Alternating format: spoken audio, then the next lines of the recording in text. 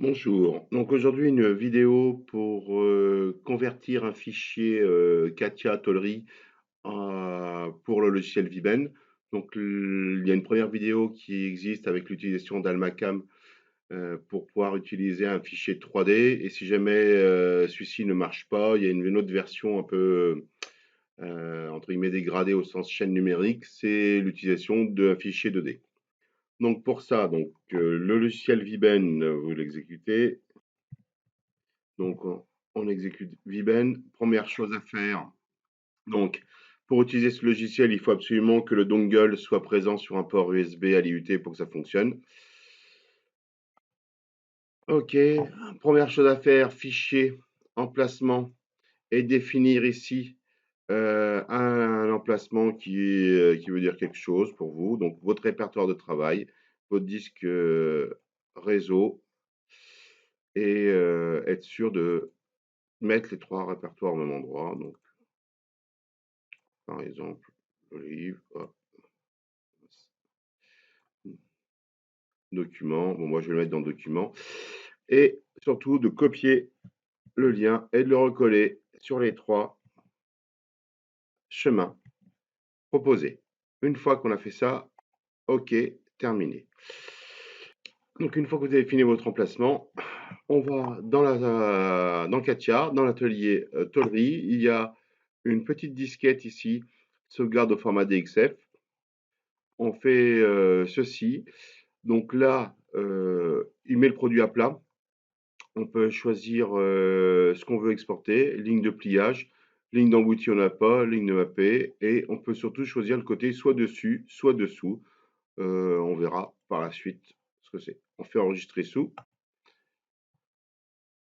support smartphone, je le remplace parce qu'il existe déjà. Et normalement, si vous avez sauvegardé au bon emplacement, lorsque vous allez dans Viben et vous faites DXF, ici vous pouvez ouvrir support de smartphone. Alors, si on ouvre ça, on risque des fois d'avoir un petit souci. On va d'abord faire une préparation du fichier. Donc on retourne dans Katia, on fait fichier ouvrir et on va ouvrir le fichier DXF que l'on a créé. Alors le DXF sera converti en drawing et là on va utiliser ce qu'on appelle des couches parce qu'on voit qu'on a un contour qui est noir, intérieur et extérieur, et des lignes de pli qui sont en rouge. Donc là on va sélectionner toutes les lignes de pli.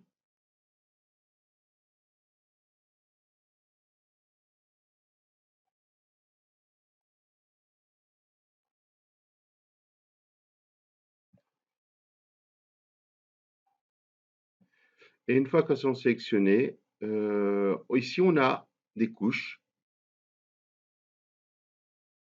Par défaut, c'est dans la couche. Et là, on va mettre dans la couche 3. C'est-à-dire que si je regarde maintenant un trait, ce trait-là, il est dans la couche 0. Et ce trait-là, il est dans la couche 3 et la couleur rouge. Donc normalement, si j'ai pas fait de bêtises, tous mes traits. Ah, celui-ci, j'ai oublié. Donc je le mets dans la couche 3 en tapant 3 à la place de 0. Une fois que c'est fait, fichier, enregistrer sous. Je déroule pour avoir format DXF. Et bon, je vais le laisser. Alors, il faut que je le mette dans mon répertoire de travail. Et je vais l'appeler 4 drawing 1 DXF. Une fois que ça c'est fait, je peux fermer le fichier. Il me demande d'enregistrer ou pas au format Katia. Je fais oui ou non. Là, non. Je vais ici. Je vais faire ici importation DXF. Je vais prendre mon 4 drawing 1 DXF, ouvrir. Je vais dans un logiciel qui s'appelle DXF Converter. Première question qu'il me demande, c'est est-ce que ce sont les dimensions de projection par défaut ou les dimensions de coupe? Comme dans Katia, on a rentré le K-factor, la position de la fibre neutre, c'est bien la dimension de coupe. OK. Donc on retrouve l'ensemble et là on s'aperçoit qu'il y a des couches. Le fait d'avoir utilisé la couche 0 et la couche 3. Donc il va falloir définir qui est quoi. Donc L, c'est pour les lignes de pliage, C, c'est pour les contours, et T, c'est pour du texte éventuellement. Donc le contour, c'est bien la couche 0, et les lignes de pliage que j'avais mis, c'est la couche numéro 3. Donc je coche à ce niveau-là. Et on voit bien qu'en rouge, en pointillé rouge, il a mis mes lignes de pli, et en bleu, les contours. Une fois que j'ai fait ça, je vais pouvoir convertir l'ensemble. Alors, la conversion se fait, on voit que ça se passe plutôt bien. Il y a, ah non, il y a un souci à ce niveau-là, c'est que cette ligne ne devait pas être dans la bonne couche. Donc je vais rouvrir, je vais fermer ça. Non.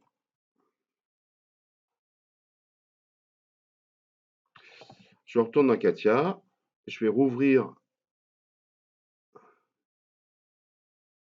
le DXF que je viens de créer. Je vais regarder et oui, je m'aperçois que là, j'ai laissé la couche 0 alors que ça devrait être 3 pour cette ligne de pli. C'est bon. J'enregistre au format DXF. Je ferme. Je retourne dans Viben. Je fais DXF. Je reprends mon fichier. Dimension de coupe. Je sélectionne les contours dans la couche 0, les lignes de pli dans la couche numéro 3. Là, on voit qu'il n'y a pas de souci. Je fais convertir cette fois-ci. Là, il me demande l'épaisseur. Donc, dans Katia, c'était bien du tôle de 1 mm et un V de 8 que j'avais utilisé. Donc, OK. Et là, je vais préciser que c'est bien le V de 8 que j'ai utilisé. On voit que la conversion se fait. Donc, en bleu, contour extérieur. En rouge, ligne de pli. Et en vert, les lignes de contour intérieures. Donc, il a bien identifié tout ça. Par contre, on s'aperçoit qu'il m'a mis des angles de 90 degrés partout et toutes dans le même sens. Alors que là, celui-ci est dans un sens et celui-ci dans l'autre sens. Donc, il va falloir changer tous les plis. Donc, tout ce qui sera positif va se plier suivant une direction et tout ce qui sera négatif va se plier suivant l'autre direction. Donc là, ce pli-là et celui-ci, je les sélectionne et je vais lui remettre un signe moins parce qu'ils sont pliés dans le sens opposé. Il me redemande le matériau, c'est bon. Et ces deux plis sont à 75 degrés. Donc, je dois définir le matériau et le V. Et ces deux plis-là sont à 80 degrés. Donc, on voit que par rapport à la conversion 3D, on perd les informations d'épaisseur, de rayon intérieur, d'où la nécessité de sélectionner le V, et d'angle.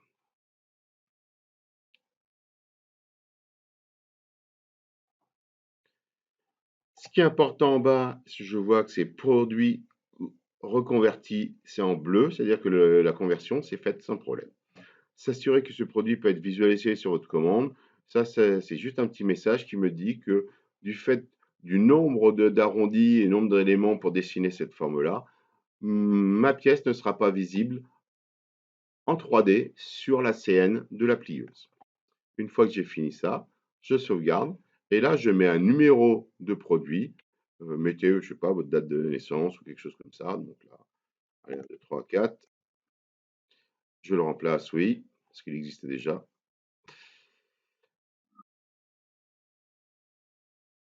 Message qui apparaît souvent, il me dit que c'est pas bon parce qu'il y a un problème, c'est de l'épaisseur 1 mm, une ouverture V de 16, et il va me le faire autant de fois que j'ai de plis. C'est normal que vous soyez obligé de cliquer plusieurs fois. Et la raison, là, c'est que c'est la configuration du logiciel Viben qu'il va falloir faire. Donc, outils, outils par défaut, et bien prendre le V de 8. Sélectionner, OK. Et là, il n'y a plus de rouge, et on peut commencer la séquence de pliage. Dernière chose à faire avant de faire le pliage, c'est quand même regarder si la pièce correspond bien à ce qu'on a dessiné. Donc là, on peut agrandir la zone ici. Donc, on va voir notre pièce. Alors là, on voit que les deux petites pattes sont en bas et la patte seule est en haut et la partie la plus haute est sur la gauche et la partie la plus droite sur la droite. Donc, je vais vérifier dans Katia si c'est bien ça. Donc là, si je regarde ça, je m'aperçois que les deux petites pattes sont en bas, mais que cette partie-là est à gauche, alors que sur Vimen, elle est à droite. Donc, conclusion, ma pièce n'est pas du tout celle que j'ai dessinée dans Katia. Deux solutions, soit vous, dans tous les cas, il faut recommencer, soit vous recommencez ici et avec l'export, au lieu de prendre le côté de référence dessus, vous prenez dessous. Ça, c'est la première possibilité.